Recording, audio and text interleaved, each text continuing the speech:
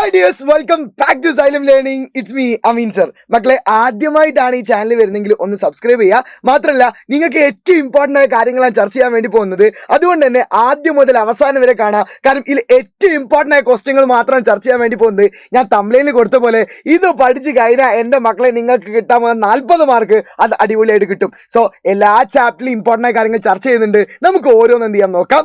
അതിനു മുന്നേ ഇന്ന് രാത്രി 7 മണിക്ക് നമ്മളെ ലൈവ് വരുന്നുണ്ട്. മക്കളെ മറക്കണ്ട, ലൈവിന് എല്ലാ മക്കളും വരണം. മാത്രമല്ല, ഈ ലൈവ് കാണാത്തവരുണ്ടെങ്കിൽ ഒന്ന് ഒറ്റ കാര്യം മനസ്സിലാക്കിയേക്കുക. നിങ്ങൾ ലൈവിൽ ഏറ്റവും ഇമ്പോർട്ടൻ്റ് ആയ കാര്യങ്ങളൊക്കെ ചർച്ച ചെയ്തിട്ടുണ്ട്. ഒന്ന് എൻ്റെ മക്കൾ മെഗാമാരത്തൺ ലൈവ് എടുത്ത് കാണുക, എന്ത് ചെയ്യുക, ഒന്ന് ചെയ്യുക കേട്ടോ. സോ നമ്മൾ ഈ ചാപ്റ്ററിൽ വരാൻ പോകുന്ന പ്രധാനപ്പെട്ട കാര്യങ്ങൾ ചോദിക്കാൻ വേണ്ടി പോവാം. എൻ്റെ മക്കൾ മനസ്സിലാക്കിയേക്കുക, 5ാമത്തെ ചാപ്റ്റർ മുതൽ 5, 6, 7, 8, 9, 10 ഈ 6 ചാപ്റ്ററുകളാണ് ഏറ്റവും ഇമ്പോർട്ടൻ്റ് ആയിട്ട് എൻ്റെ മക്കൾ പഠിക്കേണ്ട ചാപ്റ്ററുകൾ എന്ന് എന്ത് ചെയ്യുക, എൻ്റെ മക്കൾ മനസ്സിലാക്കി കേട്ടോ.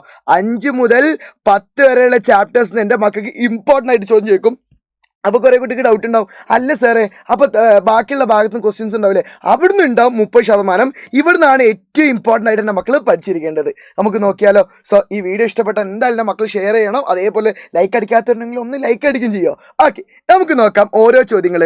ആദ്യം നമുക്ക് 5ാമത്തെ ചാപ്റ്ററിൽ നിന്ന് തുടങ്ങി കൊടുക്കാം. Constitution of India, rights and duties. Indian ഭരണഘടനയുടെ അവകാശങ്ങളും കർത്തവ്യങ്ങളെയും കുറിച്ചിട്ട് എന്ത് ചെയ്യുക, നമുക്ക് നോക്കാം. മക്കളെ, ഒരു കാര്യം മനസ്സിലാക്കിക്കുക, ഈ ചാപ്റ്റർ നമുക്ക് പഠിക്കാൻ എന്തൊക്കെ അറിയോ? റൈറ്റ്സുകൾ, കുറേ റൈറ്റുകളുണ്ട്. ആ റൈറ്റുകളിൽ പ്രധാനമായിട്ട് നമ്മൾ പഠിക്കുന്നത് ഏതാണ്? ഫണ്ടമെൻ്റൽ റൈറ്റ്സാണ്. ഇതാ ഞാൻ പറഞ്ഞുതരാം. ഞാൻ ആദ്യമേ ഇവിടെ ഇട്ട് തരാം കേട്ടോ. എൻ്റെ മക്കൾക്ക് ഞാൻ ഇവിടെ ഈ ഒരു കോണ്ടന്റ് വീഡിയോ ഇടാനുള്ള കാരണം എന്തൊക്കെ പഠിച്ചു പോകണം എന്നുള്ളത്. മക്കളെ, ഈ ചാപ്റ്ററിന് ഇത്ര കാര്യങ്ങളാണ് പഠിച്ചു വെക്കുന്നത്. ഒന്നുകൂടി ഇമ്പോർട്ടൻ്റ് പറഞ്ഞിട്ടെ മക്കളെ, മൗലിക അവകാശങ്ങൾ നന്നായിട്ട് പഠിച്ചു പോകണം, നിർദ്ദേശക തത്വങ്ങൾ നന്നായിട്ട് പഠിച്ചു വേണം, മൗലിക കർത്തവ്യങ്ങൾ. ഇതായിരിക്കും എൻ്റെ മക്കൾ ചോദിക്കാൻ ചാൻസ്. അപ്പോൾ ചരിത്രം ചോദിക്കൂലേ, ഇത് കഴിഞ്ഞ എക്സാം ചോദിച്ചിട്ടുണ്ട്, റൈറ്റ്സും ചോദിച്ചിട്ടുണ്ട്. അതുകൊണ്ട് ഇതാണ് ഏറ്റവും ഇമ്പോർട്ടൻ്റ് ആയിട്ട് എൻ്റെ മക്കൾ പഠിച്ചു വെക്കേണ്ടതെന്ന് മനസ്സിലാക്കിയേക്കാം. നമുക്ക് ഓരോന്ന് നോക്കാം. ആദ്യം എന്താണ് മൗലിക അവകാശം എന്ന് എൻ്റെ മക്കൾ ചോദിക്കും. മൗലിക അവകാശത്തെക്കുറിച്ച് ചോദിക്കുമ്പോൾ എൻ്റെ മക്കളുടെ ബുക്കിൽ കുറേ ഡെഫിനിഷൻസ് ഒക്കെ ഉണ്ടാവും. ഞാൻ സിമ്പിളായിട്ടൊരു ഡെഫിനിഷൻ പറഞ്ഞിട്ട്, മലയാളം മീഡിയക്കാരാണെങ്കിൽ നിങ്ങൾ എന്ത് ചെയ്താൽ മാത്രം മതിയോ, ഒരു രാജ്യത്തെ നിർബന്ധമായിട്ടുള്ള അവകാശങ്ങളെയാണ് മൗലിക അവകാശങ്ങൾ എന്ന് പറയാം. ഇംഗ്ലീഷ് മീഡിയക്കാരാണെങ്കിൽ ഒന്ന് എഴുതി വെച്ചിട്ടോ, വാട്ട് ഈസ് ഫണ്ടമെന്റൽ റൈറ്റ്സ് വെച്ചിട്ടുണ്ടെങ്കിൽ, fundamental rights are those rights which cannot be denied to a person at any cost at any time. അഥവാ ഒരു രാജ്യത്ത് ജനിച്ച വ്യക്തിക്ക് നിർബന്ധമായി കിട്ടേണ്ട റൈറ്റിനാണ് എന്ത് പറയുക, ഫണ്ടമെന്റൽ റൈറ്റ്സ് എന്ന് പറയാം. അതെൻ്റെ മക്കൾ ഏറ്റവും ഷോർട്ടായിട്ട് പറഞ്ഞുതരാം. മാത്രമല്ല, അത് മാത്രം എൻ്റെ മക്കൾ പഠിച്ചേക്കണ്ട, ഇതിന് ഏറ്റവും അനുബന്ധമായിട്ട് ഫീച്ചേഴ്സ് ഒന്ന് പഠിച്ചേക്കണം. ഇത് പാർട്ട് 3ലാണ് എന്ത് ചെയ്യുന്നത്, കാണിക്കുന്നുള്ളത്. ആർട്ടിക്കിൾ എത്ര മുതൽ എത്ര വെച്ചിട്ടുണ്ടെങ്കിൽ ആർട്ടിക്കിൾ 12 മുതൽ 36 വരെ വരുന്നത് ഫണ്ടമെന്റൽ റൈറ്റ്സിലാണ്, മനസ്സിലാക്കി വെക്കുക. അതേപോലെ തന്നെ ഫണ്ടമെന്റൽ റൈറ്റ്സിനെ കുറിച്ച് ഇനി എന്തൊക്കെയുണ്ട് വെച്ചിട്ടുണ്ടെങ്കിൽ, ആദ്യം ഉണ്ടായിരുന്നത് 7 എണ്ണമായിരുന്നു ഉണ്ടായിരുന്നത്, ഇപ്പോൾ എത്ര എണ്ണമായിട്ട് മാറിയിട്ടുണ്ട്, 6 എണ്ണം ഉണ്ട്. ഇത് ഒരിക്കലും എന്ത് ചെയ്യാൻ പറ്റില്ല, നിഷേധിക്കാൻ പറ്റില്ല. ഇത് കിട്ടിയിട്ടില്ലെങ്കിൽ നമുക്ക് എങ്ങോട്ട് പോകാൻ പറ്റും, ഹൈക്കോർട്ട് ആൻഡ് സുപ്രീം കോർട്ട് പോയിട്ട് എന്ത് ചെയ്യാം, നേടിയെടുക്കാൻ പറ്റും. ഇത് നൽകണം എന്നുള്ളത് 6 റെസ്പോൺസിബിലിറ്റി ആണ്. ഇത് നൽകണം 6 റെസ്പോൺസിബിലിറ്റി മക്കൾ അറിയോ, ഗവൺമെന്റിന്റെ റെസ്പോൺസിബിലിറ്റി ആണ്. എന്ത് ചെയ്യുക, എൻ്റെ മക്കൾ മനസ്സിലാക്കിയേക്കാം. ഇത്രയും കുറച്ച് പോയിന്റുകൾ എൻ്റെ മക്കൾ പഠിച്ചു വെക്കണം. ഞാൻ ഇവിടെ കൊടുത്തിട്ടുണ്ട്, ഇത് മനസ്സിലാക്കി വെക്കുക കേട്ടോ. അപ്പം ഫണ്ടമെന്റൽ റൈറ്റ്സിന്റെ ഡെഫിനിഷൻ ഞാൻ പറഞ്ഞു, ഇത് കൃത്യമായിട്ട് പഠിച്ചേക്കാം. അപ്പം വാട്ട് ഈസ് ഫണ്ടമെന്റൽ റൈറ്റ്സ് ചോദിക്കോ, ചിലപ്പോൾ ചോദിക്കാം. എന്നിട്ട് 2 എക്സാമ്പിളും ചോദിക്കും. What is fundamental rights, any 2 example of fundamental rights ചോദിക്കും. മക്കളെ, എനി 2 ഏതെങ്കിലും ഇത് കൃത്യമായിട്ട് എൻ്റെ മക്കൾ പഠിച്ചു വെക്കണം. ഇതൊക്കെയാണ് മക്കളെ. ഞാൻ ഈ വീഡിയോയിൽ ഒരു കാര്യം ചെയ്യുന്നുണ്ട്, കുറച്ച് ലെങ്ത് കൂടുകയാണെങ്കിൽ പോലും എൻ്റെ മക്കളെ ഒറ്റ കാര്യമുള്ളൂ, ഓരോന്ന് എങ്ങനെ പഠിക്കണം എന്നുള്ളത് പറയാൻ വേണ്ടി നോക്കിക്കോളി. ഇത് എല്ലാം പഠിക്കുന്ന സമയത്ത് ഇതിന് ആർട്ടിക്കിൾ വെച്ച് തന്നെ പഠിക്കുക. റൈറ്റ് ടു ഈക്വാലിറ്റി, സമത്വത്തിലുള്ള അവകാശം, ആർട്ടിക്കിൾ 14 മുതൽ 18 വരെ എന്നാണ്. ആ ആർട്ടിക്കിൾ വെച്ച് തന്നെ എൻ്റെ മക്കൾ പഠിച്ചു വെക്കണേ. അടുത്തത് ആർട്ടിക്കിൾ 19 to 22 വരെ വരുന്നതാണ് റൈറ്റ് ടു ഫ്രീഡം. അടുത്തതാണ് ആർട്ടിക്കിൾ 23 മുതൽ 24 വരെ വരുന്നതാണ് ഏത്, റൈറ്റ് അഗെയിൻസ്റ്റ് എക്സ്പ്ലോയിറ്റേഷൻ. അടുത്തതാണ് ആർട്ടിക്കിൾ 25 മുതൽ 28 വരെ വരുന്നതാണ് റൈറ്റ് ഫ്രീഡം ഓഫ് റിലീജിയൻ. അടുത്തത് നമുക്ക് പറയാം ആർട്ടിക്കിൾ 29 മുതൽ 30 വരെ വരുന്നതാണ് ഏത്, culture and education rights, article 32. അഥവാ എൻ്റെ മക്കൾ ഇത് കൃത്യമായിട്ട് പഠിച്ചു വെച്ചോ. ഞാൻ ഇപ്പോഴേ പറയുന്നു, ഈ വരാൻ പോകുന്ന ക്രിസ്മസ് എക്സാമിന് ഇതിൽ ഏതെങ്കിലും ചോദിക്കും. ഏതെന്നല്ലേ ഇപ്പോൾ പറഞ്ഞുതരാം. അപ്പോൾ ഇത് പഠിച്ചു വെക്കാൻ മൊത്തം നിങ്ങൾ ആർട്ടിക്കിൾ വെച്ച് തന്നെ പഠിക്കുക. ആർട്ടിക്കിൾ ഇങ്ങനെ പഠിക്കുക വെച്ചാൽ ആർട്ടിക്കിൾ 14 മുതൽ 18 വരെ, അടുത്തത് ആർട്ടിക്കിൾ 19 മുതൽ 22 വരെ, അടുത്ത ആർട്ടിക്കിൾ 23 മുതൽ 24 വരെ, അടുത്ത ആർട്ടിക്കിൾ 25 മുതൽ 28, അങ്ങനെ എന്ത് ചെയ്യുക, ഓരോന്ന് 29, 30, അടുത്തത് എന്ത് ചെയ്യുക 32. ഇത് കൃത്യമായിട്ട് എൻ്റെ മക്കൾ പഠിച്ചു വെക്കാം. ഇത് പഠിക്കാനൊരു ഷോർട്ട് ഉണ്ട്. നിങ്ങൾ എന്ത് ചെയ്താൽ മതിയോ, ഇവിടെ ഇ എന്ന് കൊടുത്താൽ ഇവിടെ എന്ത് ചെയ്യണം, എഫ് എന്ന് കൊടുക്കുക. പിന്നെ ഇവിടെ ഇ, ഇവിടെ രണ്ട് ഇ പിന്നെ എഫ് വന്നത്. അങ്ങനെയാണ് പിന്നെ അടുത്ത 6 വരിക. പിന്നെ എന്ത് ചെയ്യുക, ഇ ആർ കൊടുക്കണേ. അടുത്തത് എന്താണ്, അടുത്തത് നമ്മൾ എന്താ പറഞ്ഞത്, കൾച്ചറാണ്. മനസ്സിലാക്കിയേക്കാം. ഇതാണ് FRA എന്നൊക്കെ വിളിക്കും കേട്ടോ. FRA എന്ന് വിളിക്കും. ഷോർട്ടൊന്നും പഠിച്ചേക്കണ്ട, ഇതിങ്ങനെ തന്നെ പഠിച്ചു വെച്ചോളി. അപ്പം ഇതെന്താണ്, ഇക്വാലിറ്റി, ഫ്രീഡം, അടുത്ത എക്സ്പ്ലോയിറ്റേഷന്, റിലീജിയന്, അടുത്താണ് എന്ത്, കൾച്ചർ ആൻഡ് എഡ്യൂക്കേഷണൽ റൈറ്റ്, പിന്നെന്താണിത്, കോൺസ്റ്റിറ്റ്യൂഷണൽ റെമഡീസ് എന്ന് മനസ്സിലാക്കിയേക്കാം. ഇതെന്ത് ചെയ്യുക, കൃത്യമായിട്ട് എൻ്റെ മക്കൾ സെറ്റാക്കല്ലോ. ഓരോന്നും എന്ത് ചെയ്യും, ഇമ്പോർട്ടൻ്റ് ആക്കി പഠിച്ച് വെക്കണം കേട്ടോ. സെറ്റാണല്ലോ. അതിൽ ഏറ്റവും ഇമ്പോർട്ടൻ്റ് ആയിട്ട് എൻ്റെ മക്കൾക്ക് ചോദിക്കാൻ പോകുന്നത് ഏതെന്നാണ്, റൈറ്റ് ടു ഈക്വാലിറ്റി എന്ന് എൻ്റെ മക്കൾ ചോദിക്കും. മക്കൾ റൈറ്റ് ടു ഈക്വാലിറ്റി ആർട്ടിക്കിൾ എത്ര മുതൽ എത്ര വരെ? ഇനി ആർട്ടിക്കിൾ 14 മുതൽ 18 വരെ എന്ത് ചെയ്യാൻ മക്കൾ മനസ്സിലാക്കിയേക്കാം. ഇതിൽ എൻ്റെ മക്കൾ ചോദിക്കാം, എന്തൊക്കെയാണ് ആർട്ടിക്കിൾ റൈറ്റ് ടു ഈക്വാലിറ്റിയിൽ ചോദിച്ചത്, അല്ലെങ്കിൽ റൈറ്റ് ടു ഈക്വാലിറ്റിയിൽ എന്തൊക്കെയാണ് വന്നത്. ഈ ഒരു ചോദ്യം എൻ്റെ മക്കളെ ബുക്കിലുള്ളതാണ്. അതുകൊണ്ട് പഠിച്ചു വെച്ചോ, ഇവരാൻ പോകുന്ന എക്സാമിന് ഉണ്ടാവാൻ ചാൻസ് ഉണ്ട്. അതുകൊണ്ടല്ലോ, have you notice any violation right to equality ensured the constitution of India right down. അപ്പോൾ ഇതിൽ എന്തൊക്കെയാണ് നൽകുന്നത്, എന്തൊക്കെയാണ് പ്രതിപാദിക്കുന്ന അവകാശങ്ങൾ ഏതൊക്കെ ചോദിക്കും. മക്കളെ ആർട്ടിക്കിൾ വെച്ച് തന്നെയാണ് തന്നിട്ടുണ്ട്. ഇത് നന്നായിട്ട് തന്നെ മക്കൾ പഠിച്ചു പോവാ, ചോദിക്കാൻ ചാൻസ് ഉണ്ട്. കാരണം ചോദിക്കും. പഠിച്ചു വെച്ചോ. Article 14 ensure equality before law, നിയമത്തിൽ നിന്ന് സമത്വം ഉറപ്പാക്കണം. Article 15 prohibition of discrimination base of caste, religion, race, sex and place of birth. ഇതിനൊക്കെ എന്ത് ചെയ്യും, എൻഷുർ ചെയ്യും. എന്തൊക്കെ, ഈക്വാലിറ്റി എൻഷുർ ചെയ്യും, ഈക്വൽ ഓപ്പർച്യൂണിറ്റി എൻഷുർ ചെയ്യും, 2 അബോളിഷൻ ചെയ്യും, അൺടച്ചബിലിറ്റിയും ടൈറ്റിൽസും, അതാണ് തൊട്ടുകൂടായ്മ നിർത്തലാക്കുകയൊക്കെ ചെയ്യും. ഇത് മൊത്തമായിട്ട് നമുക്ക് ഇതിനൊന്ന് പഠിച്ചാലോ. ഇതിന്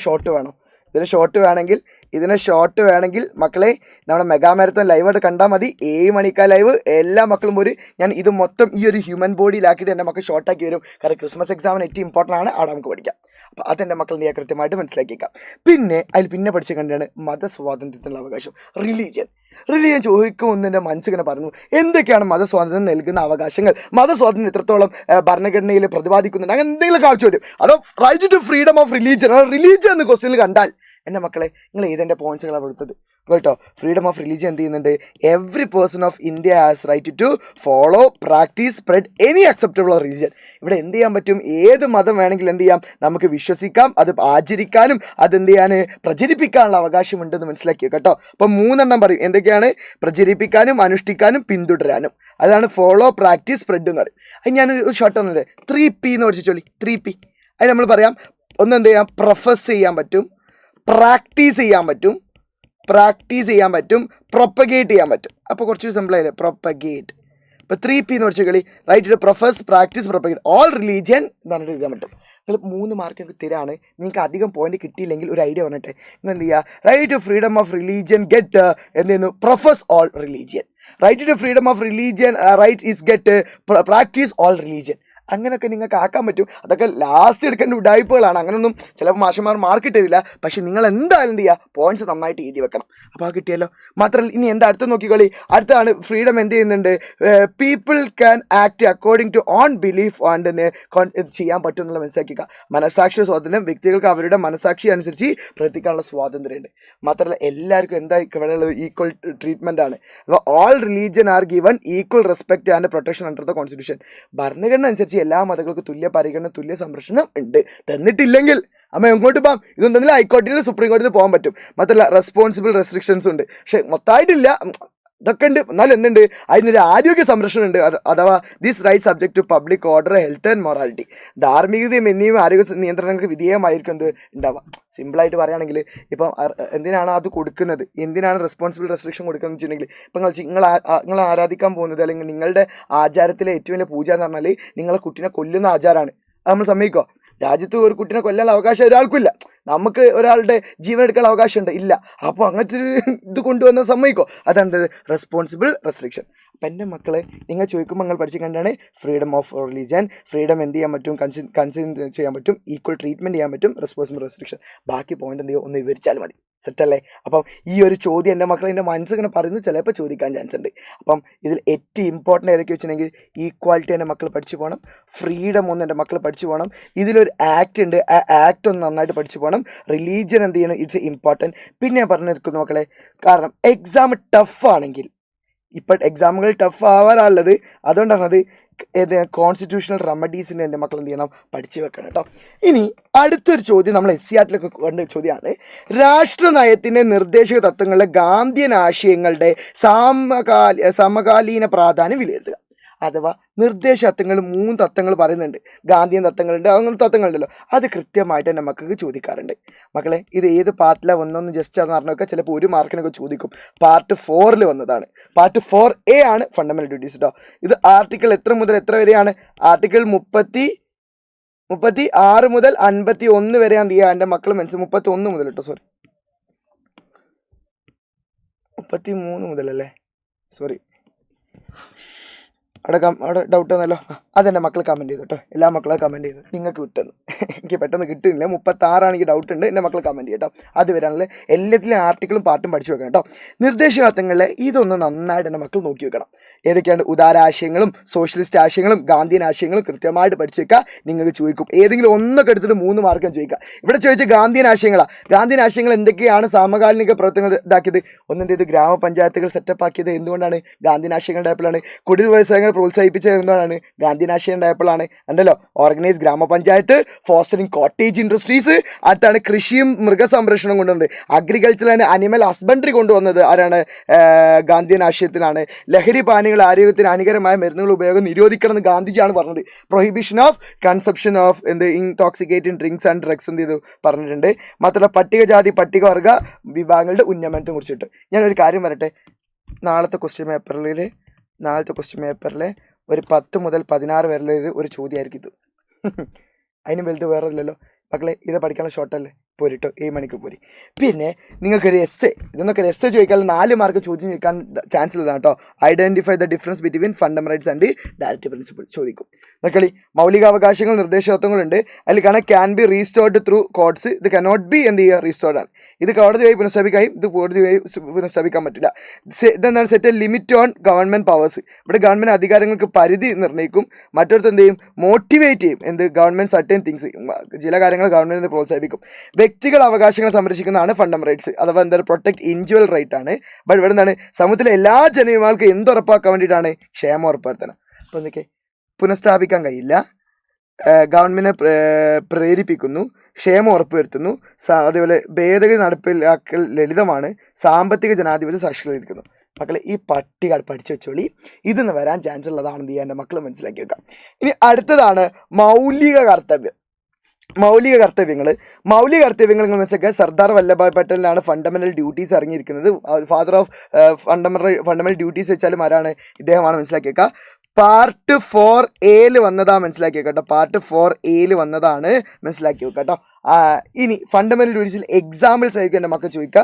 എക്സാമ്പിൾസ്: ഒബേയിങ് കോൺസ്റ്റിറ്റ്യൂഷൻ അഥവാ ഭരണഘടനയെ ബഹുമാനിക്കുക, പ്രൊട്ടക്റ്റിംഗ് നാഷൻ രാജ്യം സംരക്ഷിക്കുക, പ്രിസർവിംഗ് എൻവയോൺമെന്റ് അഥവാ പരിസ്ഥിതിയെ സംരക്ഷിക്കുക, അതുപോലെ പെർഫോമിംഗ് നാഷണൽ സർവീസ് അഥവാ ദേശീയ സേവനം അനുഷ്ഠിക്കുക എന്നൊക്കെ തന്നെയാണ് അതിൽ വന്നതാണ്. മനസ്സിലാക്കി വെക്കുക. ആദ്യം 10 ആയിരുന്നു, പിന്നീട് 11 ആക്കിയിട്ട് മാറ്റിയിട്ട് എന്ത് ചെയ്യുക എൻ്റെ മക്കൾ മനസ്സിലാക്കി വെക്കുക. ഇനി അടുത്തതാണ് മീഡിയ ആൻഡ് സോഷ്യൽ റിഫ്ലക്ഷൻ എന്ന് പറഞ്ഞ ചാപ്റ്റർ ചോദിക്കാൻ ചാൻസ് ഉള്ളത്. ആദ്യം എൻ്റെ മക്കളെ ഈ ചാപ്റ്ററിൽ ടോട്ടലായിട്ട് എൻ്റെ മക്കൾ പഠിക്കാനുള്ളത് ഈ 5 പോയിന്റുകളാണ്. എങ്ങനെയാണ് കമ്മ്യൂണിക്കേഷൻസ് ഉണ്ടായത്, ആ കമ്മ്യൂണിക്കേഷൻ വിവിധ രൂപങ്ങളുണ്ട്, അത് കൃത്യമായിട്ട് എന്തെങ്കിലും പഠിച്ചു വെക്കണം. അത് എങ്ങനെയൊക്കെ സ്വാധീനിക്കുന്നു, മീഡിയയും സാങ്കേതികതയും വെല്ലുവിളികളും. ഇത് ഞാൻ ഇപ്പോഴേ പറഞ്ഞു. ഈ മാസ് കമ്മ്യൂണിക്കേഷൻസിൻ്റെ നിങ്ങൾ കൃത്യമായിട്ട് ചോദിക്കും. ഇതിൽ ഏറ്റവും ഇമ്പോർട്ടൻറ്റ് ഞാനിവിടെ അടയാളപ്പെടുത്താൻ വേണ്ടി പോകണേ. It's a important. അടുത്തത് ഇതിൽ ഇമ്പോർട്ടൻ്റ് ആണ്, ഇതാണ് ആദ്യത്തും അവസാനത്തും ഇമ്പോർട്ടൻ്റ് ആണ്. നന്നായിട്ട് പഠിച്ചിട്ട് പോകണം. ഇത് മാധ്യമങ്ങളുടെ വിവിധ രൂപങ്ങൾ എൻ്റെ മക്കൾ ചോദിക്കാൻ ചാൻസ് ഉണ്ട്. അങ്ങനെയാണെങ്കിൽ ഈ രീതിയിലേക്കും എൻ്റെ മക്കൾ ചോദ്യം വരിക. ഇങ്ങനെ കംപ്ലീറ്റ് ദ ഡയഗ്രാം. ഇത് ഡയഗ്രാം ചെയ്യാനാണ്, പൂർത്തിയാക്കാനാണ് വിവിധ മാധ്യമ രൂപങ്ങളുടെ. അഥവാ ഈ പട്ടിക എൻ്റെ മക്കളെ കൃത്യമായിട്ട് പഠിച്ചു വേണം. അഥവാ നമ്മൾ ഇവിടുത്തെ മാധ്യമങ്ങൾ എത്രയാക്കി 2 മാറ്റിയാണ്. ഒന്ന് പരമ്പരാഗത മാധ്യമവും മറ്റൊരു നവമാധ്യമം. ട്രഡീഷണൽ മീഡിയ ഉണ്ട്, ന്യൂ മീഡിയ ഉണ്ട്. ട്രഡീഷണൽ മീഡിയയിലാണ് പ്രിന്റ് മീഡിയം, ബ്രോഡ്കാസ്റ്റ് മീഡിയ വരിക. ഇവിടെ ഏതൊക്കെ പ്രിന്റ് മീഡിയ. അപ്പോൾ അടുത്ത ഏതേക്കും മക്കളെ? ബ്രോഡ്കാസ്റ്റ് മീഡിയ എന്ന് എന്ത് ചെയ്യുക മനസ്സിലാക്കിയേക്കാം. ന്യൂ മീഡിയയിൽ ഡിജിറ്റൽ മീഡിയ ഉണ്ട്, സോഷ്യൽ മീഡിയ ഉണ്ട്. അപ്പോൾ എന്ത് ചെയ്യുക? സോഷ്യൽ മീഡിയ കൊടുത്താൽ ഡിജിറ്റൽ മീഡിയ. ആ മീഡിയാസും അതിൻ്റെ എക്സാമ്പിൾസും ജസ്റ്റ് എന്ത് ചെയ്യുക? അറിഞ്ഞു വെക്കുക. പിന്നെ ഉറപ്പിച്ചോ ഈ ക്രിസ്മസ് എക്സാമിന് ഞാൻ ഇപ്പോഴേ പറയുകയാണ് മക്കളെ, നിങ്ങൾക്ക് നാളെ എക്സാം ഉണ്ടെങ്കിൽ ഞാൻ ഇപ്പോഴേ പറഞ്ഞ് നിങ്ങൾക്ക് കാണാൻ പറ്റും. ഇത് ബാക്കിയുള്ളവർക്കൊക്കെ ഷെയർ ചെയ്ത് കൊടുക്കണം. ആരെങ്കിലും ഷെയർ ചെയ്തെടുത്തത് ഒന്ന് പോസ്റ്റ് ചെയ്തിട്ട് നിങ്ങളെ ഫ്രണ്ട്സിനൊക്കെ ഒന്ന് ഷെയർ ചെയ്ത് ഒന്ന് ലൈക്ക് അടിച്ചും ചെയ്തേ നോക്കുക കേട്ടോ. ഈ ചോദ്യം എൻ്റെ മക്കൾക്ക് എന്താ കേട്ടോ. Based on the findings from the activities, let us examine how traditional media and new media difference. എന്തൊക്കെയാണ് പരമ്പരാഗത നവമാധ്യമം തമ്മിലുള്ള വ്യത്യാസം? മക്കളെ, ഇവിടുത്തെ കമ്മ്യൂണിക്കേഷൻ നോക്കിയാൽ മതി. ഇവിടെ 1 വേ കമ്മ്യൂണിക്കേഷൻ ആണ് ട്രഡീഷണൽ മീഡിയ ഉണ്ടാവും പണ്ടത്തേൽ. ഇവിടെ എത്തുമ്പോൾ 2 വേ കമ്മ്യൂണിക്കേഷൻ ആവും. നമുക്കറിയാം പണ്ടത്തെ പത്രവായനയിലോ അല്ലെങ്കിൽ ന്യൂസ് റീഡിങ്സിലോ ഒക്കെ എന്തേ ഉള്ളൂ 1 വേ. നമുക്ക് ബാക്കിയുള്ള പറയാൻ പറ്റുമോ? ആണ് 1 വേ കമ്മ്യൂണിക്കേഷൻ ഉണ്ടാവുക.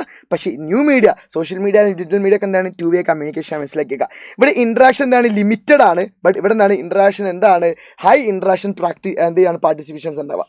മാത്രമല്ല ഇത് ഫിസിക്കൽ ഫോമിലുണ്ടാവുക. ന്യൂസ് പേപ്പർ, റേഡിയോ ഒക്കെ ആയാലും ട്രഡീഷണൽ മീഡിയ ഒക്കെ ഒരു ഫിസിക്കൽ ഫോമാണ്. മറ്റെന്താണ് ഡിജിറ്റൽ ഫോമാണ്. ഇന്റർനെറ്റ് എനാബിൾഡ് ഡിവോഴ്സിലൊക്കെ പറ്റും. ഇന്റർനെറ്റ് എവിടേക്ക് എനാബിൾ ചെയ്തോ അവിടേക്ക് എന്തെങ്കിലും കൃത്യമായിട്ട് കിട്ടും. മാത്രമല്ല ഇതിൻ്റെ അടുത്താണ് ലിമിറ്റഡ് പാർട്ടിസിപ്പേഷൻസ് ഉണ്ടാവുക. അതിലുണ്ടാകുന്ന പാർട്ടിസിപ്പൻസ്. പക്ഷേ ഇവിടെ നിന്നാണ് ക്രിയേറ്റീവ് പാർട്ടിസിപ്പേഷൻ ചെയ്യിക്കുണ്ടാവുക. മാത്രമല്ല അവൈലബിലിറ്റി നോക്കിയാലോ not always available due to location limitation. സ്ഥലകാല പരിമിതി ഉള്ളതിനാൽ എപ്പോഴും ലഭ്യമാകില്ല. പക്ഷെ ഇവിടെ എന്താണ് availability internationally without limitation and location. അങ്ങനെ ലിമിറ്റേഷൻ ലൊക്കേഷൻ ഒന്നുമില്ലേ, സമകാല പരിധിയിൽ അതെന്ത് ചെയ്യാൻ പറ്റും, നടപ്പിലാക്കും. മനസ്സിലാക്കിയേക്കാം.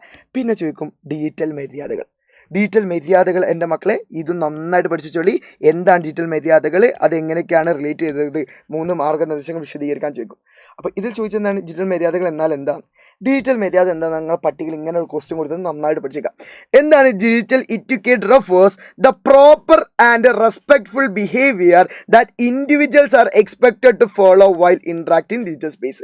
അഥവാ ഡിജിറ്റൽ ഇടങ്ങളിൽ ഇടപഴകുമ്പോൾ വ്യക്തികൾ പിന്തുടരണമെന്ന് പ്രതീക്ഷിക്കുന്ന ശരിയായതും മാന്യവുമായിട്ടുള്ള പെരുമാറ്റങ്ങളെയാണ് നമ്മൾ എന്ത് വിളിക്കുക അറിയോ, ഡിജിറ്റൽ മര്യാദകൾ എന്ന് പറയാം. അതിൽ എക്സാമ്പിൾസ് ആണ് റെസ്പെക്ട് അതർ പ്രൈവസി, സ്വകാര്യത മാനിക്കണം, അവോയ്ഡ് അബ്യൂസിങ് ലാംഗ്വേജ്, നിന്ദ്യ ഭാഷകൾ ഒഴിവാക്കുക, be careful message in digital spaces, digital ഇടങ്ങൾ സന്ദേശങ്ങളെക്കുറിച്ച് ജാഗ്രത പുലർത്തണം, ബി കെയർഫുൾ ഷെയറിംഗ് പോസ്റ്റുകൾ പങ്കുവെക്കുന്നെങ്കിൽ എന്ത് ചെയ്യുക, ശ്രദ്ധ പുലർത്തുക. അപ്പോൾ അതുമായി ബന്ധപ്പെട്ടിട്ട് 3 മാർഗ്ഗനിർദ്ദേശങ്ങളാണ് ഇത് കേട്ടോ.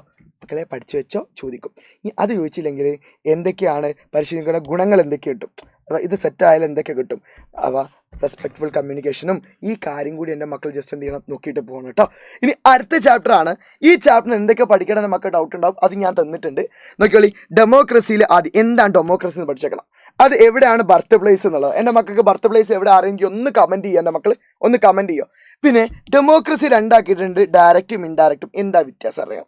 പാർലമെന്റ് സിസ്റ്റം, പ്രസിഡൻഷ്യൽ സിസ്റ്റം എന്താണെന്നുള്ളത്. പിന്നെ ഫാക്ടേഴ്സ് ഓഫ് ഡെമോക്രാറ്റിക് സിസ്റ്റങ്ങളുണ്ട്, ലിബർട്ടി, ഇക്വാലിറ്റി, ജസ്റ്റിസ്, റൈറ്റ്. മക്കളെ അതിൽ ഉറപ്പിച്ചോളി, ജസ്റ്റിസ് നന്നായിട്ടും ലിബർട്ടിയും റൈറ്റ്സും നന്നായിട്ട് ഇക്വാലിറ്റിയും എനിക്ക് മാറിയതാണ്. ഇക്വാലിറ്റിയും അതേപോലെ റൈറ്റ്സും നന്നായിട്ട് പഠിച്ചു വെച്ചോ, ചോദിക്കും. പിന്നെ പൊളിറ്റിക്കൽ പാർട്ടീസിൻ്റെ ഓപ്പോസിഷൻ പൊളിറ്റിക്കൽ പാർട്ടീസ്.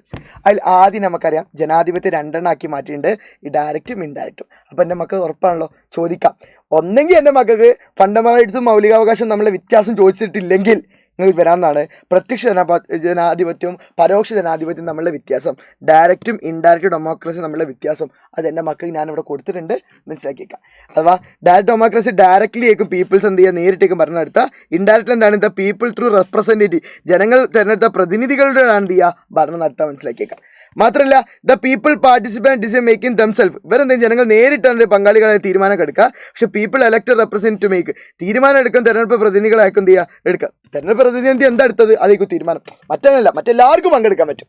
മാത്രമല്ല ഇതെന്താണ് സ്യൂട്ടബിൾ ഫോർ സ്മാൾ പോപ്പുലേഷനെ പറ്റുള്ളൂ. ചെറിയ ജനസംഖ്യയുള്ള രാജ്യങ്ങൾക്ക് മാത്രമേ എന്ത് ചെയ്യാൻ പറ്റുള്ളൂ. മറ്റല്ല ലാർജ് പോപ്പുലേഷൻ, വലിയ ജനസംഖ്യയുള്ള രാജ്യങ്ങൾക്ക് അനുയോജ്യമാണെന്ത്, ഇൻഡയറക്റ്റ് ഡെമോക്രസി മനസ്സിലാക്കിയേക്കുക. അതിനെ കൃത്യമായിട്ട് സ്വാധീനിക്കുന്ന സാധനങ്ങളാണ് സ്വാതന്ത്ര്യം, സമത്വം, നീതി, അവകാശങ്ങൾ. ഇത് ഞാൻ പറഞ്ഞു മോസ്റ്റ് ഇമ്പോർട്ടൻ്റ് ആയിട്ട് എനിക്ക് എൻ്റെ മനസ്സ് പറയുന്നു, ഒന്നെങ്കിൽ സമത്വം ചോദിക്കാം, റൈറ്റ്സ് ചോദിക്കാം. ഇത് 2 എൻ്റെ മക്കൾ കൃത്യമായിട്ട് പഠിച്ച് വെക്കണം കേട്ടോ. അതിൽ ഈക്വാലിറ്റിയിൽ നിങ്ങൾക്കറിയാം ഇങ്ങനെ പട്ടിക തന്നിട്ടുണ്ടാവും. ആ പട്ടിക മക്കൾ കൃത്യമായിട്ട് പഠിച്ച് ഏതൊക്കെയാണ് ഈക്വാലിറ്റിയിൽ കൃത്യമായിട്ട് നൽകിയിരിക്കുന്ന ഈ പട്ടിക എൻ്റെ മക്കൾ കൃത്യമായിട്ട് നീളം പഠിച്ചു വെക്കണം. അവകാശങ്ങളിലുള്ള പട്ടിക എന്ത് ചെയ്യുക, പൊളിറ്റിക്കൽ റൈറ്റും സിവിൽ റൈറ്റും അതുപോലെ എക്കണോമിക് റൈറ്റും കൾച്ചർ റൈറ്റും എൻ്റെ മക്കൾ കൃത്യമായിട്ട് പഠിച്ചേക്കാം. അല്ലെങ്കിൽ ഈ പൊളിറ്റിക്കൽ റൈറ്റും നോക്കിക്കോട്ടോ, ഇതിലെ പൊളിറ്റിക്കൽ റൈറ്റും ഇതിലെ പൊളിറ്റിക്കൽ ഈക്വാലിറ്റിക്ക് ഏകദേശം ഒരേപോലെയാണ്. അത് അതേപോലെ മനസ്സിലാക്കിയിട്ട് മക്കൾ മാറ്റണം കേട്ടോ. കാരണം ഞാൻ അത് കൃത്യമായിട്ട് എൻ്റെ മക്കൾക്ക് ഇന്നത്തെ 7 മണിൻ്റെ ക്ലാസ്സിൽ ഞാൻ പറഞ്ഞുതരും എങ്ങനെയാണ് അത് പഠിക്കേണ്ടതെന്നുള്ളത്. സോ വീഡിയോ ഇഷ്ടപ്പെട്ടാൽ മക്കൾ ഫ്രണ്ട്സിനെ ഒന്ന് ഷെയർ ചെയ്ത് കൊടുക്കുക. ഈ 3 ചാപ്റ്ററിൽ ഏറ്റവും ഇമ്പോർട്ടൻ്റ് ആയ കാര്യങ്ങളൊക്കെ ഞാൻ ചർച്ച ചെയ്തിട്ടുണ്ട്. എന്തൊക്കെ പഠിക്കണം എന്ന് ഞാൻ പറഞ്ഞിട്ടുണ്ട്. അത് എൻ്റെ മക്കൾ കൃത്യമായിട്ട് പഠിച്ചു വെക്കുക. കൃത്യം 7 മണിക്ക് എൻ്റെ മക്കൾ എല്ലാവരും വരാൻ ശ്രമിക്കുക. മക്കളെ ഈ വീഡിയോ ഇഷ്ടപ്പെട്ടാൽ എന്തായാലും മക്കൾ എന്ത് ചെയ്യുക, ഒന്ന് കമൻറ്റ് ചെയ്യാൻ മറക്കണ്ട കേട്ടോ. So thank you so much, love you all. വേഗം തന്നെ ഷെയർ ചെയ്യുക. ഇനിയും കാണാം 7 മണി ലൈവിൽ അവിടെ ഉണ്ട്. Tata bye, see you, love you all.